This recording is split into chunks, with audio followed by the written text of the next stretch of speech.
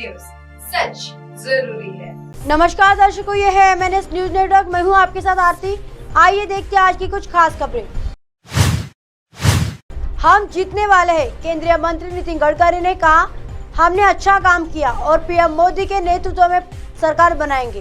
केंद्रीय मंत्री नितिन गडकरी ने बृहस्पतिवार को दावा किया कि प्रधानमंत्री नरेंद्र मोदी के नेतृत्व में अगले साल होने वाले लोकसभा चुनाव में भारतीय जनता पार्टी भाजपा एक बार फिर से जीत दर्ज करेंगी। गडकरी ने कहा कि सरकार ने पिछले 9 वर्षों में देश के विकास के लिए बेहतर काम किया है। उन्होंने कहा कि गरीबी उन्मूलन और भारत को 5,000 अरब डॉलर की अर्थव्यवस्था बनाने के प्रधानमंत्री के लक्ष्य को प्राप्त करने के लिए रोजगार के अवसर पैदा करने की आवश्यकता है। सड़क परिवहन मंत्री ने एक सवाल में जवाब में कहा, 2024 हम जीतने वाले। उन्होंने कहा, हमने अच्छा काम किया है और प्रधानमंत्री मोदी के नेतृत्व में सरकार बनाएंगे। देश के विकास के लिए जनता हमें चुनेगी। भाजपा ने 2019 के लोकसभा चुनाव में 543 में से 303 सीटें जीती थी, जबकि कांग्रेस के 52 सीटें मिली। गडकरी ने कहा कि भारत की सबसे बड़ी समस्या है भूख, गरीबी और बेरोजगारी है।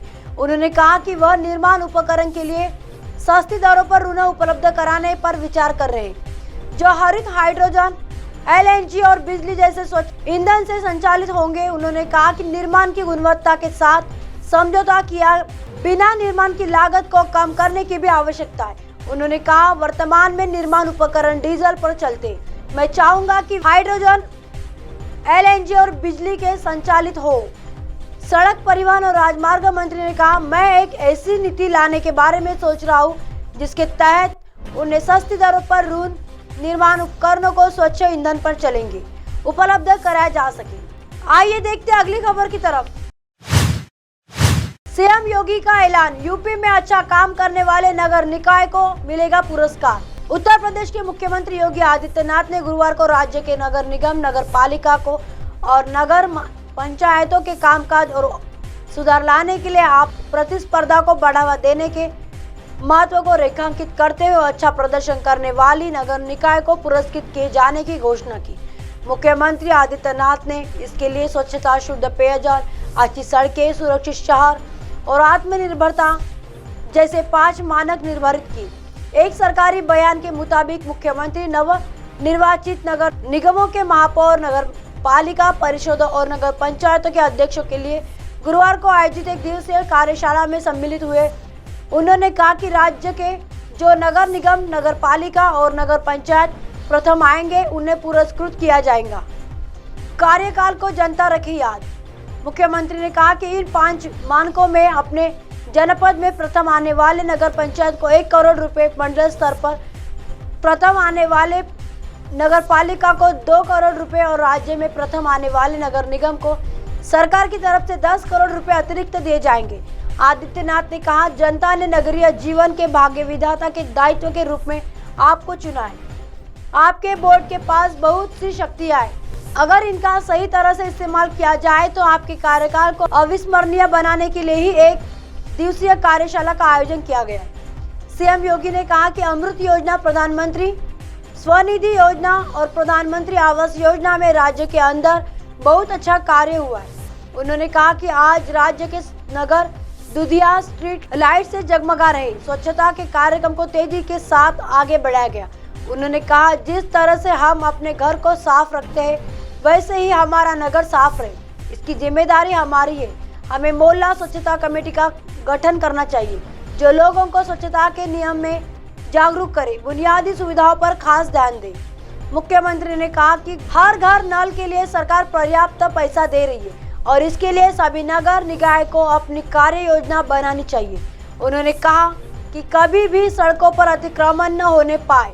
उन्होंने कहा, आपकी नगर निगम, नगर पालिका और नगर पंचायत सुगम यातायात की दृष्टि से अच्छे हो। इसके लिए पटरी दुकानदारों और टैक्सी स्टैंड की उचित व्यवस्था हो। बरसात से पहले नाली और नाले साफ करा लिए जाए। मच्छरों से बचाव के लिए छिड़काव की व्यवस्था की जाए। उन्होंने कहा, निराश्रित गोवंश सड़कों पर न टहले, उन्हें कान्हा उपवज भेजा जाए। आवारा कुत्तों से नगर मुक्तों को इस पर ध्यान दिया जाए। रोजगार को तलाश में आने वाले लोगों के लिए रैन बसेरा की व्यवस्था हो। सड़क पर कोई भीख न मांगे, इसके लिए भीख मांगने वालों की शासन की योजनाओं से जुड़ते हुए उन्हें स्वावलंबी बनाया जाए। हर नगर निकाय के पास जमीन होती है, उस पर कोई कब्जा न करने पाए। उनका उपयोग मल्टी लेवल पार्किंग और पटरी दुकानदारों के जीवन स्तर को बेहतर बनाने के लिए करें। आइए देखते हैं अगली खबर की तरफ। सीएम शिवराज के निर्देश, उज्जैन के महाकाल लोक में सप्त ऋषियों में लगेगी नई मूर्तियां, कांग्रेस ने साधा निशाना। पिछले दिनों तेज आंधी तूफान में उज्जैन के महाकाल लोक लगी सप्त ऋषियों की नई मूर्तियां गिर गई थी, जिस पर प्रदेश की सियासत भी जमकर हो रही। वहीं सीएम शिवराज ने मूर्तियों को लेकर बड़ा ऐलान किया है। सीएम का कहना है कि आंधी से गिरी सप्त ऋषियों की मूर्तियों को रिपेयर नहीं किया जाएगा, बल्कि उनकी जगह पर नई मूर्तियां लगाई जाएंगी। वहीं इस मामले में कांग्रेस ने सरकार पर निशाना साधा है। रविवार को गिरी थी मूर्तियां। दरअसल पिछले रविवार को उज्जैन में बारिश के साथ तेज आंधी आई थी, जिससे महाकाल लोक में लगी सप्त ऋषियों की मूर्तियां गिर गई थी, जिसमें कुछ मूर्तियां खंडित भी हो गई थी, जिस पर कांग्रेस ने शिवराज सरकार पर निशाना साधा था। वहीं बीजेपी ने पलटवार करते हुए कहा था कि मूर्तियां तब लगाई गई थी जब प्रदेश में कमलनाथ सरकार थी, जिससे यह मामला गरमाया हुआ है। 2 महीने में ठीक होंगी मूर्तियां। उज्जैन के कलेक्टर कुमार पुरुषोत्तम का कहना है कि मुख्यमंत्री के आदेश के मुताबिक सभी 6 मूर्तियों को नया इंस्टॉल किया जाएगा। इसका खर्च भी कंपनी ही वहन करेंगी। इसे ठीक करने में 2 महीने वक्त लगेगा। हालांकि गिरी हुई मूर्तियों के रिपेयरिंग का काम भी तेजी से चल रहा है। इस बार मूर्तियों की मजबूती के लिए अंदर लोहे की रॉड और आधार के 4 लोहे की रॉड लगाकर मजबूती दी गई। बिहार से आए 1 दर्जन से अधिक कारीगर 18 घंटे तक मूर्तियों की रिपेयरिंग में जुटे हैं। अब आप हमारे चैनल को आपके मोबाइल पर भी देख सकते हैं। मोबाइल ऐप पर देखने के लिए प्ले स्टोर से MNS news TV app download करें। इंस्टा, लिंक, ट्विटर, हाईकुक, फेसबुक और कई सोशल मीडिया के प्लेटफॉर्म पर हमारा चैनल उपलब्ध है। आप इसे यूट्यूब पर भी देख सकते हैं। आप हमारे चैनल को लाइव भी देख सकते हैं www.mnsnewstv.com पर। फिलहाल वक्त चला दर्शकों ब्रेक का। ब्रेक से लौटने के बाद देखिएगा देश और दुनिया की तमाम खबरें। बने रहिए MNS न्यूज़ पर। नमस्कार।